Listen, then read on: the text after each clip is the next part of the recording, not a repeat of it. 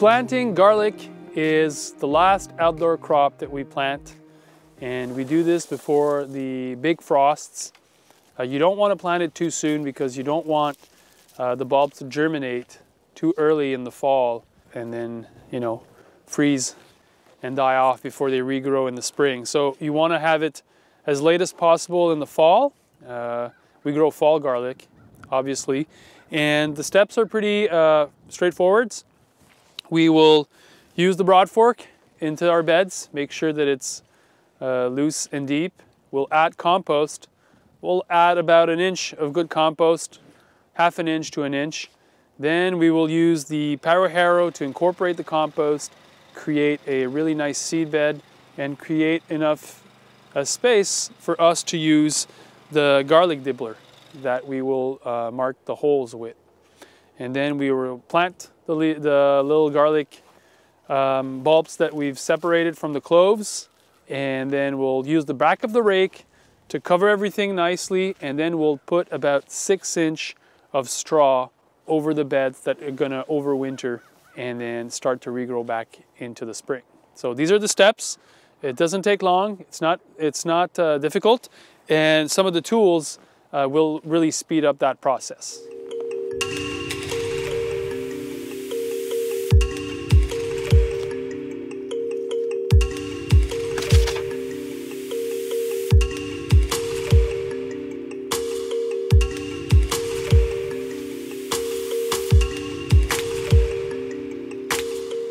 So we're marking our rows, and these will be 3 rows. So these are 11.5. On 30-inch beds, we spaced the garlic 3 rows, and we put the garlic cloves about 5.5 inch to 6 inch as spacing on the row. And you want your holes where you're putting your cloves to be in it to be about 3.5 inch deep, and you want to have about 1 good inch of airspace between the top of the clove and the top layer of the bed. And so we've had a dibbler that was custom made by the local welding shop, and what it does, it allows me to mark the holes and punch them out and in a really rapid way. And then the holes are really deep and really well made, and then we can just put the cloves in, and then we're ready to go. I'll do 2 rows and then come back for the 3rd one. Okay, so you're lining up with your marking that you've made with your rake. You're lining up the last of the dibbler with your last hole, and then you're simply repeating the action.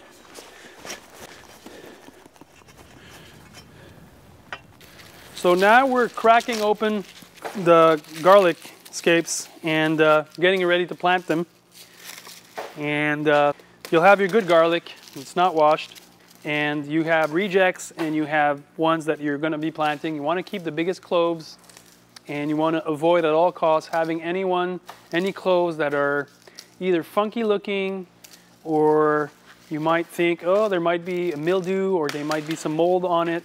You absolutely have to discard those. Don't take any chance. Always plant garlic with garlic that you're pretty sure is in top condition. It's been really well dried. The way we do it here, that makes sure that it's fully dry. And then we're just speeding through that process, doing as much as possible before we're ready to go out and plant. And we have a pretty slick little technique here. We just prop them open and then sort them out. You see this one? This one I have doubts that I want to plant it. So I don't take any chance and I discard it. Okay? Don't take any chance.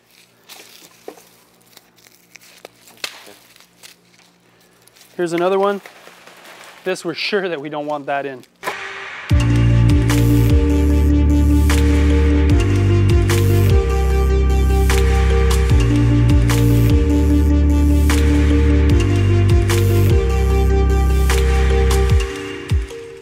So the technique is 2 people will be planting, and you space your legs out, and then you have your back really straight, and you want to be doing it in that position and really make sure that your back is straight. And then you'll grab a handful of cloves in one hand, and then you're just putting them down.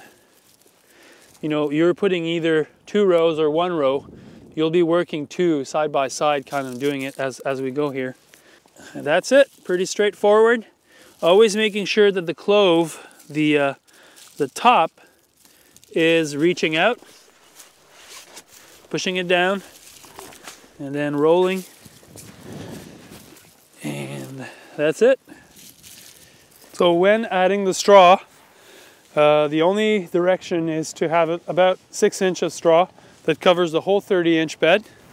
And I think it's really important to add straw that doesn't have any weed seeds in it. And here in our climate, rye first cut in the spring is the best. Or it could be straw that was kind of left out and had a lot of damp on it, so some of the weeds have already sprouted. But that's something to be really careful and mindful about.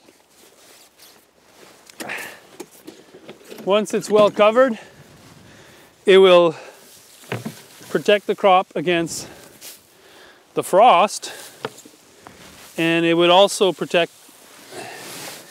act as a mulch that will help against the weeds. And that's the reason why we use straw on the garlic. In different climates, you might want to just see if it's really worthwhile to put the straw. I've never grown down south, so I don't really know, but up here with the cold winters, it's the reason why we're putting the straw is we really want to protect the clove for the hard frosts of the winter, and we don't want it to germinate too early in the spring. So the mulch acts as somewhat of the buffer.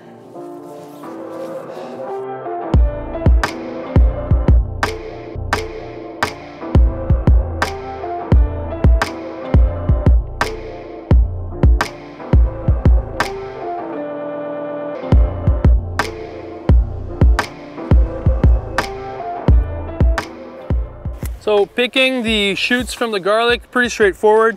We're using both of our hands to really speed up the process, and then we're putting them in these planting bags. By taking the tops off, it should help the plant store more energy in its bulb, and the bulb should get bigger.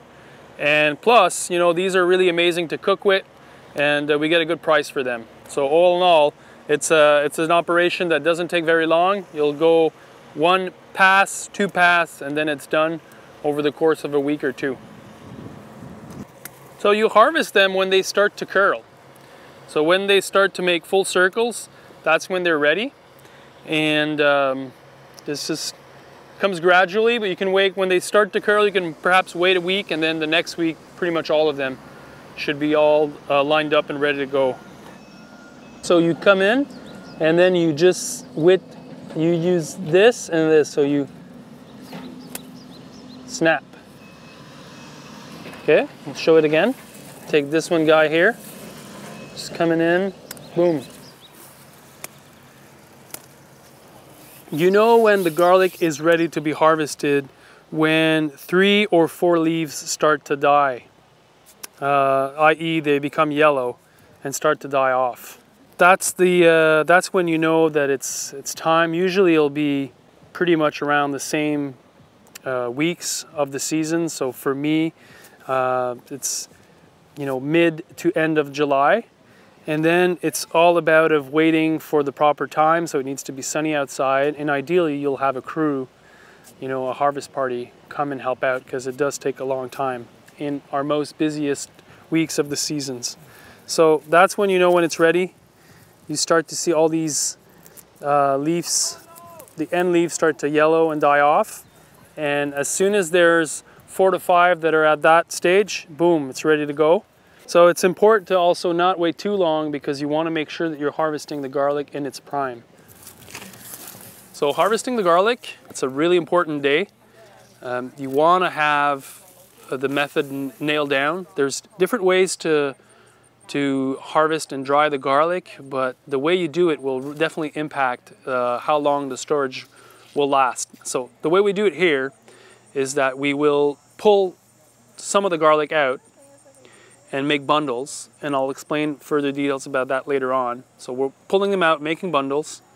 About 2 hours later, we want to bring those bundles back to a shaded area where, standing up, we will cut the garlic, leaving about 1.5 inches of the stem and 1/4 inch of the root.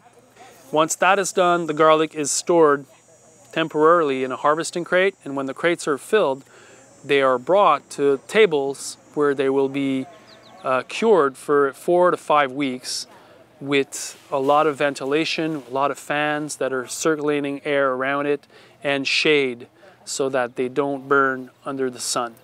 Okay? So usually we try to do this in the same day. So we have to, it needs to be a really bright sunny day. The whole thing here is you want to dry the garlic as fast as possible. The first 12 hours are really important in the life of the garlic. So we'll go through all of the steps, but pulling the garlic, making bundles, bringing the bundles under a shaded area where they're cut 2 times, and then put in harvesting containers and brought to the curing tables that are heavily ventilated. And we do this in a bright and sunny day. And ideally, you'll have a team of a lot of people. It's a great opportunity to have a party, a harvesting party, because it usually takes a lot of time and you want to get it done during the same day. So those are the steps. The first step, so I like to work in a kneeling position. And so now you'll be pulling the garlic and then removing most of the soil over the bed.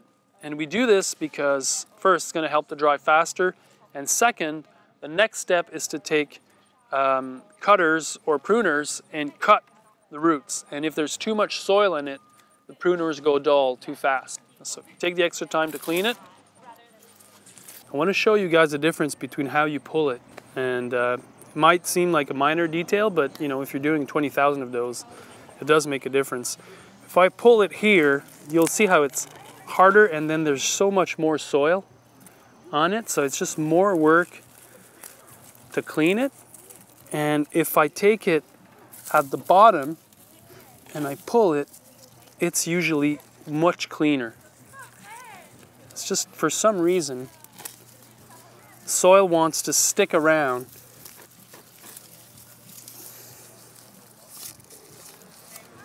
So make sure that you tell the people that are helping you to grab it at the bottom, and you can even shake it while it's already in the ground, so it's cleaner that way. And then we make bundles like those, left to dry until we come back and get them. Sometimes the beds, they're hard to take out, so we might come with a fork, a broad fork, or a cutting bar on a tractor if you have one, just to loosen up the soil so that when you pull it, it's easy. So now these are really easy to do. So, and always doing it at a really fast pace, because we know we have 20,000 to harvest today. So we might have a group, but if everybody's doing it the right way, it's going to speed up the process. Oh, yeah.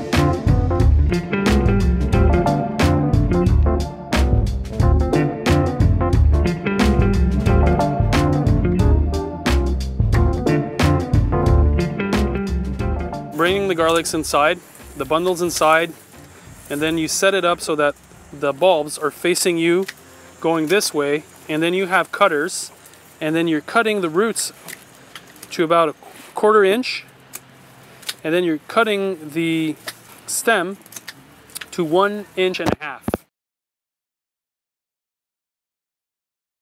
Okay, so that's the end product that you want. And then you gently deposit it in harvesting crates. Then these crates will go into the curing station.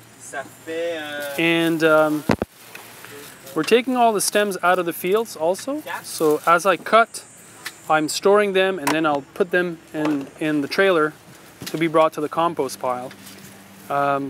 Nothing much more to say here except the fact that if everybody's doing a good job here and it dries for 2 hours, it's a lot easier to cut afterwards, and that you should have good cutters. Good cutters are cutters that open easily after they're being pressed, and that you'll have no problem eating the whole root as I take it in my hand.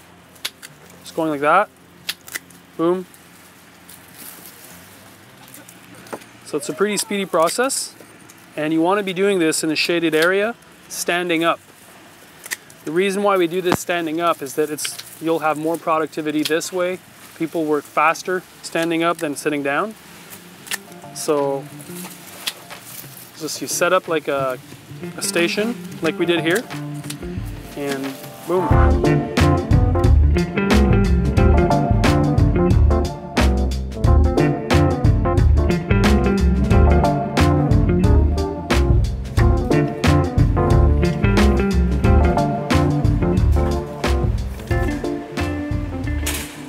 Okay,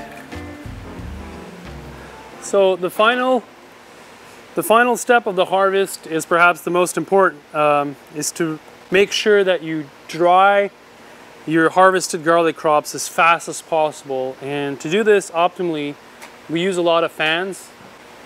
Each farm is set up will be different, but the important ingredients are that you have an area that is super well ventilated, that doesn't have direct sunlight falling onto the garlic plants because they might get burned, and that is relatively dry. So in our farm here, the greenhouse that we use mostly in the winter and less in the late summer and fall is ideal to dry the garlic. We have some tables that have holes in them, so we can put blowers underneath, and then the air will circulate gently and nicely. And there's other fans that are blowing up. So we have air underneath and air up, and we're trying to create airflows. That's a pretty good environment. You'll see when I start the fans how air flows, and that's what you want. You'll leave them from 3 to 5 weeks, depending on how dry and warm and fast they'll cure. But yeah, the important step is that as soon as they're out of the field, they come back here and you dry them as fast as possible, and you leave them at super maximum airflow for 3 to 5 weeks, depending on the situation. Another alternative to dry a lot more garlic is to use a room that is dedicated to it, and we're then stacking the harvesting containers in a chimney-like fashion. And so we're piling them really high, and that room has controlled environment, so it has controlled humidity and it has heat into it and a lot of ventilation. And then what you want is to not overfill the bins, making sure that there's enough airflow between all of the harvest containers. And so that way of doing things takes less space and works just as well as when we're drying them on open tables.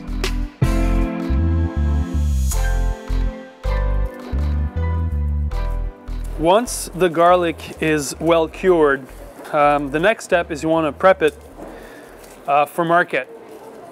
There's a couple of ways we do it here. You can sell them bulk, and then when we do that, we'll leave part of that stem and we'll just kind of have an open display, and people can buy it either at the unit or bulk. But we learned over time that if we package the garlic just a little bit, it sells a lot more. So usually we prepare it when we're at market, because there's some downtime sometimes, but you could do this whenever. But the trick is to take the first peel off. You don't want to take more than that, otherwise it won't keep. So you're just trying to clean it by taking one peel of the garlic off. And then where we want to end up is in these bags. These are little nylon bags, pre-cut, and you can have 4 garlics. And then we simply staple the logo and the variety of the garlic. And then this is like a simple package. It costs about 10 cents to make, but we get a really good price. So we have these pre-cut bags, nylon bags, And then we'll take 4 different garlic heads of different sizes, and we'll simply put them together here. And when we're doing these pre-packaged bags, it's a good idea to cut the stems a bit shorter so that it can really fit well. Okay.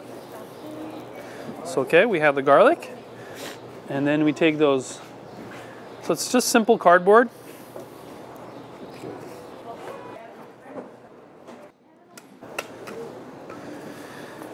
Staple it, and then you have a super simple way of creating a more marketable product here. And then it's ready to go, and then you crush it.